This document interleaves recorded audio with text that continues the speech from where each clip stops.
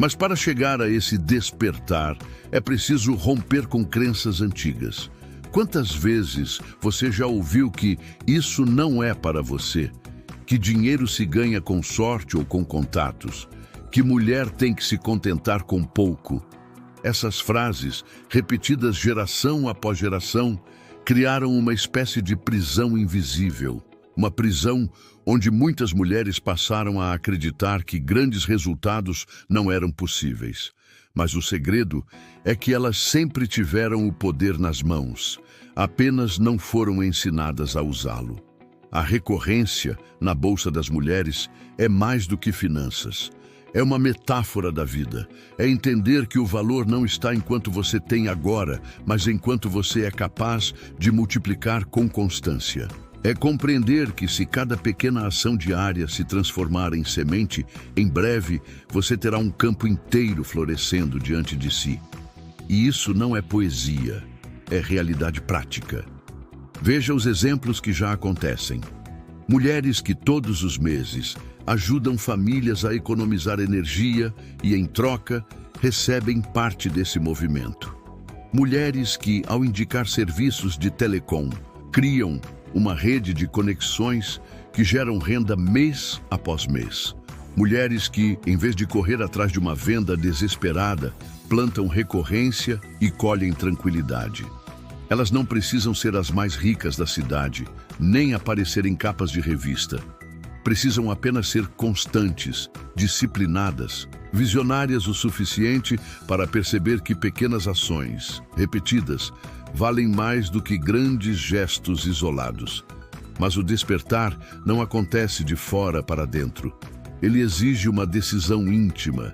Exige que cada mulher olhe para dentro de si e pergunte: até quando vou viver apagando incêndios, em vez de construir algo que me liberte? Até quando vou acreditar que meu papel é apenas sobreviver quando posso liderar? Até quando vou repetir a história das gerações passadas, em vez de criar a minha própria? Essas perguntas não são fáceis, mas são necessárias, porque é nelas que a mente desperta para o poder da recorrência. A verdade é que a recorrência não é privilégio de poucos, mas escolha de quem ousa. Não exige fortunas iniciais, exige disciplina. Não exige perfeição, exige decisão. Não exige que você saiba tudo agora, exige que você se comprometa a aprender todos os dias. Esse é o despertar.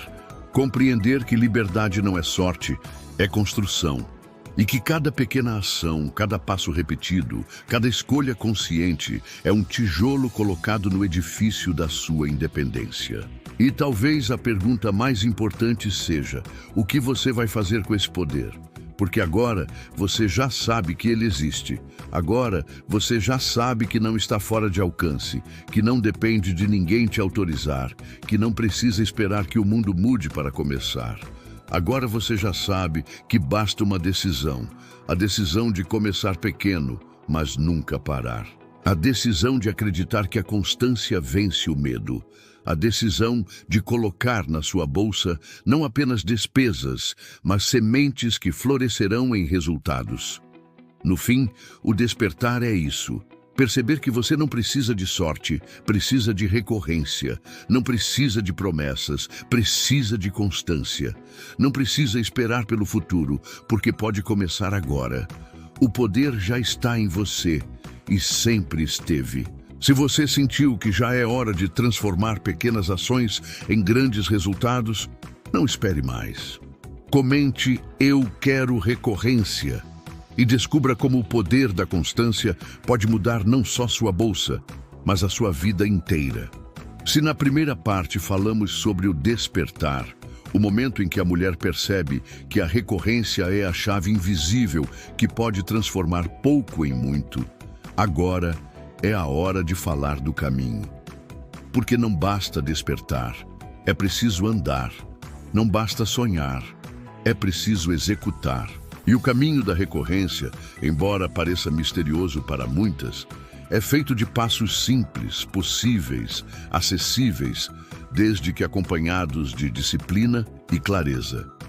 O primeiro passo desse caminho é entender a lógica da recorrência. Em um mundo onde todos parecem correr atrás de grandes ganhos imediatos, a recorrência vai na contramão. Ela ensina que a vitória não está em conquistar um prêmio único, mas em criar um fluxo que nunca para. Pense em uma fonte que todos os dias jorra um pouco de água. No início, você pode achar que não é suficiente. Mas se a fonte não seca, se ela continua a jorrar, cedo ou tarde, você terá um rio inteiro correndo diante de si. Esse é o poder da renda recorrente. Em vez de depender de picos e quedas, você constrói estabilidade, consistência e previsibilidade. E por que isso é tão transformador para as mulheres? Porque, historicamente, foram elas que mais sofreram com a instabilidade. Quantas já não viveram à mercê de salários que mal cobriam as despesas? Quantas já não sentiram o peso de depender financeiramente de alguém? Quantas já não tiveram que escolher entre pagar uma conta e realizar um sonho? A recorrência quebra esse ciclo porque oferece um caminho de autonomia. Quando você tem algo que entra todos os meses, ainda que pequeno no início, você não está mais vulnerável à incerteza. Você pode planejar, pode respirar, pode construir com calma. O segundo passo do caminho é escolher os terrenos certos para plantar a recorrência. Nem todo solo dá frutos. É preciso escolher setores que tenham consumo contínuo, inevitável, que nunca param. E é aí que entram energia, telecomunicação e serviços essenciais. Pense bem, ninguém deixa de pagar a luz, ninguém deixa de usar celular, ninguém abre mão da internet. Esses setores movimentam bilhões todos os meses. E o segredo é simples. Se as pessoas já vão consumir de qualquer forma, por que não transformar esse consumo em renda? Por que não ser parte desse fluxo, em vez de apenas pagadora dele? O terceiro passo é começar pequeno, mas com visão de longo prazo. Muitas mulheres acreditam que precisam ter muito dinheiro ou experiência para começar a empreender. Mas a verdade é que a recorrência não exige grandes fortunas, exige consistência. É como plantar sementes todos os meses. Uma única semente pode parecer insignificante, mas ao longo do tempo, um campo inteiro floresce. É assim com negócios recorrentes. Você começa ajudando uma família, conectando uma pessoa, instalando um serviço. Parece pequeno, mas com a força do tempo e da constância, o que era minúsculo se torna inabalável. O quarto passo do caminho é quebrar o medo do fracasso. Muitas mulheres deixam de começar porque têm medo de não dar certo. Mas o que elas não percebem é que, ao não tentar, já estão fracassando. O fracasso não é cair, é não se permitir levantar. A recorrência, por natureza, já ensina resiliência, porque não é sobre acertar de uma vez, é sobre tentar todos os dias, melhorar um pouco a cada mês, crescer tijolo por tijolo. Quem tem coragem de insistir, inevitavelmente conquista. O quinto passo é transformar a mentalidade. A recorrência não é apenas uma estratégia financeira, é um estilo de vida. É sobre pensar a longo prazo, sobre valorizar a paciência, sobre compreender que grandes resultados vêm de pequenas repetições. É trocar o imediatismo pela visão, a ansiedade pela confiança, o medo pela disciplina. É compreender que você não precisa estar correndo o tempo todo atrás de algo novo, porque já construiu um sistema que trabalha por você.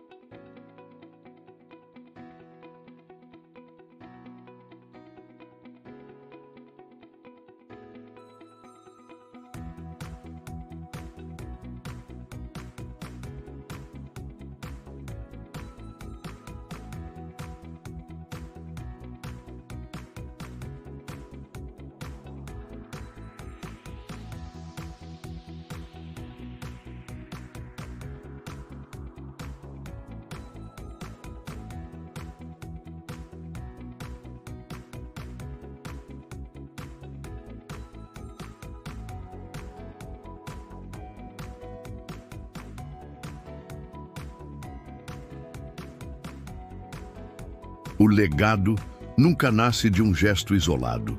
Ele não se constrói em um único ato grandioso, nem se resume a um prêmio ou conquista momentânea.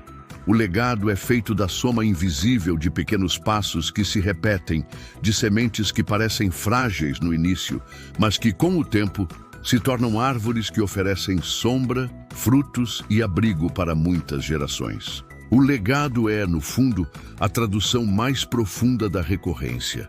É aquilo que permanece quando o tempo passa, aquilo que continua mesmo depois que a sua própria jornada já mudou de direção. Quando falamos do poder da recorrência na Bolsa das Mulheres, falamos não apenas de resultados financeiros imediatos, mas do impacto que esse poder deixa no mundo.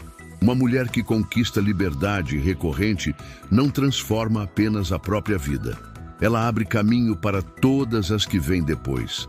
Cada escolha, cada passo, cada ato de disciplina se torna uma referência, um exemplo silencioso que ecoa e inspira. O legado é isso, inspiração materializada. Pense em quantas histórias já foram transformadas assim. Uma mãe que, ao construir renda recorrente, não apenas pagou as contas, mas conseguiu garantir aos filhos uma educação melhor. Uma jovem que, ao entrar no mundo dos negócios sustentáveis, mostrou às suas amigas que não precisavam se conformar com empregos sem futuro. Uma mulher madura que, em vez de aceitar a narrativa de que já era tarde demais, decidiu começar e provou que nunca é tarde para escrever uma nova história. Cada uma delas deixou um legado, não porque conquistaram fortunas inimagináveis, mas porque tiveram coragem de ser constantes, de se manter firmes, de mostrar que é possível. E é nesse ponto que percebemos que o legado da recorrência é, acima de tudo, coletivo.